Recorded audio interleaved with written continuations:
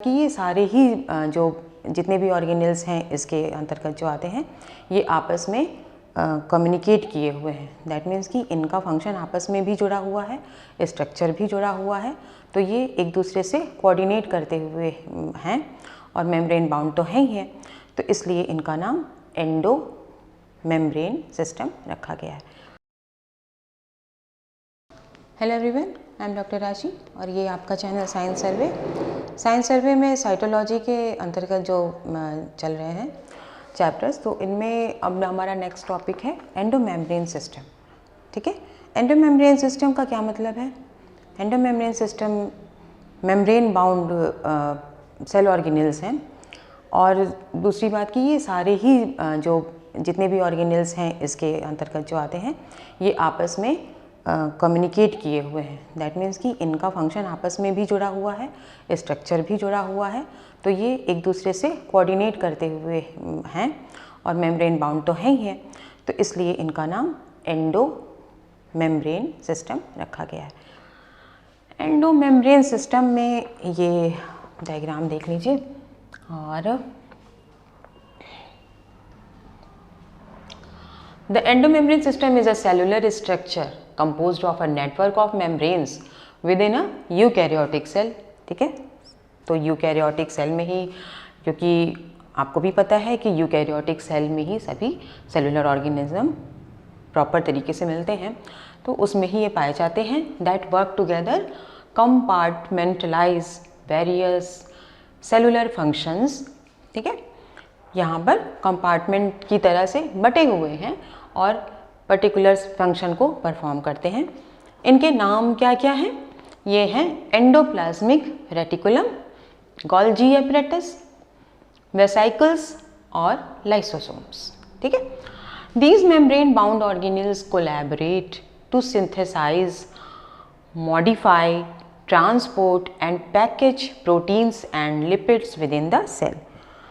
तो cell organelles के function को हम वैसे तो अभी वन बाय वन हम इनके बारे में भी डिस्कस करेंगे, और हर एक सेल ऑर्गेनेल का एक पर्टिकुलर फंक्शन होता है। तो यहाँ पर जो जैसे ये कह रहे हैं कि कोलैबोरेट कर रहे हैं, तो ये क्या करते हैं कि पर्टिकुलर प्रोटीन्स का, एंजाइम्स का जो सिंथेसाइज करते हैं उनको किस तरह से आगे बढ़ाते हैं, पहुंचाते हैं। सेल के बाहर उनका कैसे काम है वहाँ तक ले जाएंगे, या सेल के अंदर उनकी जो प्रोसेसिंग होगी उनको ट्रांसपोर्ट करना होगा, ले जाना होगा एक सेल ऑर्गेनेल से दूसरे सेल ऑर्गेनेल्स तक। तो इस तरह से ये आपस में इतने कम्युनिकेट किए हुए होते हैं और कोलैबोरेट करते हैं। ठीक है, इसलिए इनका पर्टिकुलर नाम एंडोमेम्ब्रेन सिस्टम है। और आपने इनके नाम देख लिया, endoplasmic reticulum, Golgi apparatus, vesicles, lysosomes, इस तरह से ये इनके नाम हैं। यहाँ पर आप डायग्राम में देखोगे कि, चलो मैं फुल इसके डायग्राम पे आती हूँ। ये देखो आपकी न्यूक्लियस है।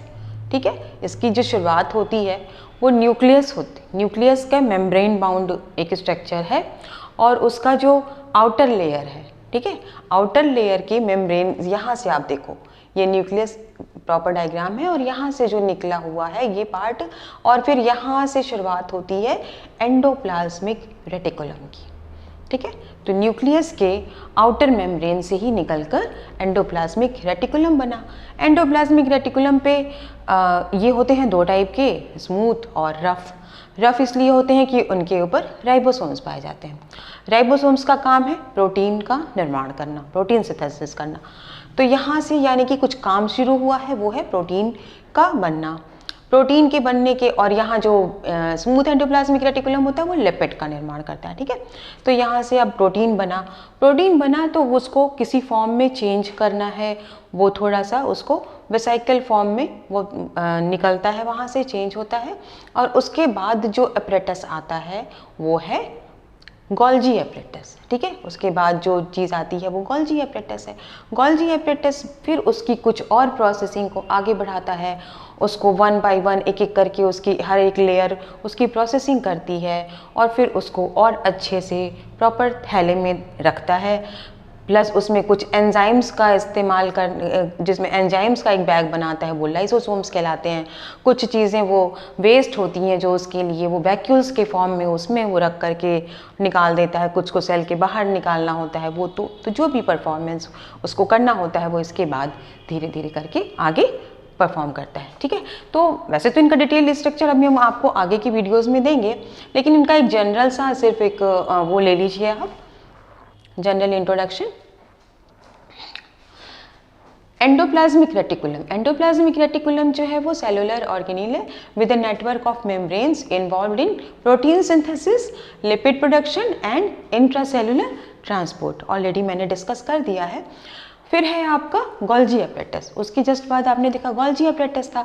ये भी सेलुलर ऑर्गेनील है, processing, modifying and packaging proteins for transport. ठीक है, उसको ट्रांसपोर्ट लायक बनाता है। Crucial in the secretion and distribution of molecules, जिससे कि वो आगे जा कर के वो प्रोसेस हो सके, आगे बढ़ सकें। देन आते हैं vesicles. Vesicles are small membrane bound sacs that, sacs क्या होती है?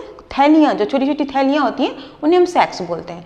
That transport molecules within a cell facilitating the movement of proteins and lipids. ठीक है, सुविधाजनक बनाते हैं कि वो उनके मूवमेंट्स को तरीके से वो अपना आगे बढ़ सकें।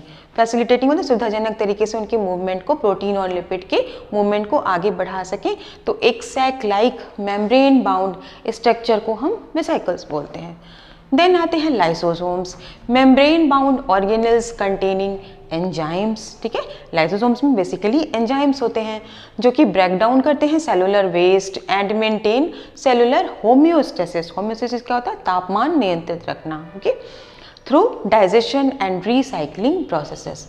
तो बहुत ही महत्वपूर्ण है, इन सभी का फंक्शन बहुत इंपॉर्टेंट है, और इस तरह से ये एंडोमेम्ब्रेन सिस्टम कहलाते हैं। ठीक है, ओके, थैंक यू।